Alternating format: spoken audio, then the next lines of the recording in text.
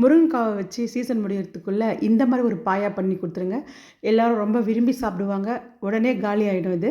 வாங்க அதை எப்படி செய்யுதுன்னு பார்க்கலாம். அதுக்கு நான் இன்றைக்கி ஒரு ஃபேன் வச்சுட்டு ஒரு துண்டு பட்டை, ஒரு 6-7 ஏலக்காய், அதுக்கப்புறம் 1½ டீஸ்பூன் அளவுக்கு மிளகு சேர்த்துட்டு 1 டீஸ்பூன் அளவுக்கு சோம்பு சேர்த்துட்டு நல்லா கொஞ்சம் வறுத்துக்கலாம். இதை வந்து நம்ம ஒரு கல்பாசியும் கொஞ்சம் போட்டுக்கிறேன். சேர்த்துட்டு நல்லா கொஞ்சம் கலந்து கொடுத்துக்கோங்க. இதிலே வந்து கசகசா இருந்துச்சுன்னா அதை கூட ஒரு 1/2 ஸ்பூன் போட்டுக்கோங்க, சூப்பராக இருக்கும். அப்புறம் ஒரு கைப்பிடி அளவுக்கு புதினா, பச்சை புதினாவே தான் அப்படியே போட்டுக்கோங்க, காஞ்சதில்லை. அப்புறம் ஒரு மேல்முடி அளவுக்கு தேங்காய், துருவின தேங்காவாக சேர்த்துக்கோங்க. சேர்த்துட்டு கலந்து கொடுத்துக்கோங்க. ஸ்டவ்வை ஆஃப் பண்ணிவிடுங்க. இந்த ஸ்டேஜில் முந்திரி, ஒரு கைப்பிடி அளவுக்கு முந்திரியும் சேர்த்துக்கோங்க. நான் வந்து ஒரு 6-7 பேர் சாப்பிட்ற மாதிரி செய்கிறேன். இப்போ இதை வந்து மிக்ஸி ஜாருக்கு மாற்றிட்டு தண்ணி விட்டு நல்லா வந்து அரைச்சி எடுத்துன்னு வந்து வச்சுக்கோங்க. நல்லா பேஸ்ட்டாக ஒரு அரைச்சிக்கோங்க. இது ரொம்பவே நம்ம ஆட்டுக்கால் பாயா மாதிரி இருக்கும். இது என்னென்னா வெஜ்ஜு ஆட்டுக்கால் பாயா மாதிரி இருக்கும். ரொம்பவே சூப்பர் டேஸ்ட்டாக இருக்கும். இது ஸ்டார் ஹோட்டல்லலாம் வச்சு தர்ற மாதிரி இருக்கும். அரைச்சின்னு வந்து வச்சுருங்க, ஒரு பக்கம் இருக்கட்டும். இப்போது ஒரு கடாயோ ஒரு ஃபேனோ வச்சுட்டு நல்லா ஒரு 3 டீஸ்பூன் அளவுக்கு எண்ணெய் சேர்த்துக்கோங்க. சேர்த்துட்டு 2 பெரிய வெங்காயத்தை இந்த மாதிரி நீல வாக்கில் கட் பண்ணி நல்லா வதக்கிக்கோங்க. ஒரு 2 கொத்து கருவேப்பிலை அது கூட சேர்த்துட்டு ஒரு 6-7 பச்சை மிளகாவை நல்லா கிள்ளி இது கூட சேர்த்துக்கிறேன். சேர்த்துட்டு நல்லா கலந்து கொடுத்துருங்க. இப்போ நல்லா வெங்காயம் வதங்கி வந்த உடனே நம்ம இஞ்சி பூண்டு விழுது சேர்த்துடலாம். ஒரு 1½ டீஸ்பூன் இஞ்சி பூண்டு கொஞ்சம் நிறையவே இருக்கட்டும், அப்போ தான் நல்லாயிருக்கும். 1½ டீஸ்பூன் அளவுக்கு நான் சேர்க்குறேன்.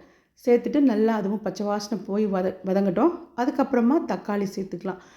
பெரிய சைஸ் தக்காளி ஒரு 2 தக்காளி நீல வாக்கில் அதுவும் அரிஞ்சு நான் இதில் சேர்த்துக்கிறேன். இப்போது வெங்காயமும் நல்லா வதங்கட்டும். அதுக்கப்புறம் நான் ஒரு 3 முருங்கைக்காவை எடுத்து நல்லா கட் பண்ணி கழுவி வச்சுருக்கேன். அதையும் இது கூட சேர்த்துக்கிறேன். சேர்த்துட்டு நல்லா முருங்கைக்காய் வந்து நல்லா நீட்டாக இந்த மாதிரி வெட்டிக்கோங்க. இப்போ இந்த டிஷ்ஷுக்கு தேவையான அளவுக்கு உப்பு சேர்த்துக்கோங்க. கல் உப்பு சேர்த்துக்கிறேன். சேர்த்துட்டு நல்லா கலந்து கொடுங்க. ஒருத்தர் காய் வதங்கும் போதே போட்டால் வேகாதுன்னு சொல்லுவாங்க. நல்லா வேகுங்க. உப்பு போட்டப்போ நல்லா வெந்துடும். நல்லா வதங்கினதுக்கப்புறமா ஒரு 3/4 லிட்டர் அளவுக்கு தண்ணி சேர்த்துக்கோங்க. ஒரு 1/4 டீஸ்பூன் அளவுக்கு மஞ்சள் பொடி சேர்த்துட்டு நல்லா கொதி வரட்டும் இது. அதுக்கப்புறமா இன்னும் கொஞ்சம் நம்ம போட்டுக்கலாம். தனியாத்தூள்லாம் போடணும். இப்போ தனியாத்தூள் 1½ டீஸ்பூன் அளவுக்கு தனியா பொடி சேர்த்துக்கோங்க. அதுக்கப்புறம் கரம் மசாலா அதுவும் ஒரு 1½ டீஸ்பூன் அளவுக்கு ஒரு பெரிய டீஸ்பூனில் நான் சேர்த்துக்கிறேன்.